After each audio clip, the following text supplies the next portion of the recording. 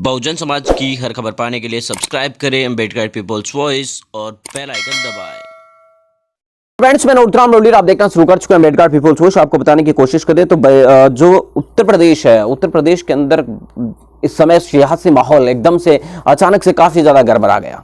वह बिहार के विधानसभा चुनाव चल रहे थे, लेकिन अचानक से राज्यसभा के चुनाव जो उत्तर प्रदेश में हुए, उन्होंने पूरी जो बिहार का चुनाव है उससे भी ज्यादा ध्यान अपनी ओर आकर्षित कर लिया। और उसके बाद अब लगातार नए नए गठबंधनों के, नए नए कायसों के, बातों के कयास लगाए जा रहे हैं। लगातार आपको बता दें कि अलग अलग बातें, अलग अलग बयान सामने आ रहे हैं और उत्तर प्रदेश की राजनीति के अंदर एक तरीके से नया भूकंप या भूचाल आ चुका है।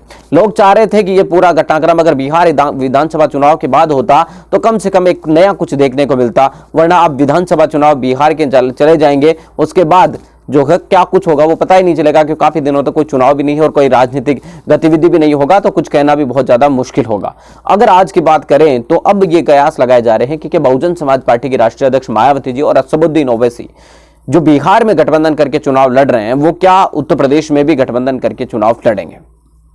अगर हम इस बात को देखने की कोशिश करें या समझने की कोशिश करें तो अभी भी आसपास सुप्रीमो मायावती जी ने ये अंदाजा या संदेश अपनी तरफ से नहीं दिया है कि वो किसके साथ गठबंधन करेगी, लेकिन कहीं ना कहीं उन्होंने कहा है कि वो भारतीय जनता पार्टी के साथ तो कतई गठबंधन नहीं करेगी। तो इससे साफ नजर आता है कि भाजपा से नहीं करेगी, कांग्रेस से नहीं करेगी, सपा से नहीं करेगी।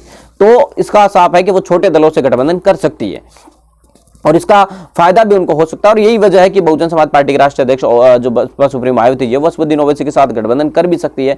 जो सुलो-सुपा है, सालुदेव समाज, भारतीय समाज पार्टी, उसके साथ भी गठबंधन कर सकती है, जो बिहार में भी गठबंधन करके चुनाव लड़ रहे हैं। तो ये कोई नई बात नहीं होगी। बिहार में अगर बसपा सुप्रीमो मायावती जी और ओवैसी साथ साथ लड़ रहे हैं तो उत्तर प्रदेश में भी ये दोनों नेता अगर साथ साथ लड़ते हैं तो कोई बड़ी बात नहीं होगी, नई बात नहीं होगी।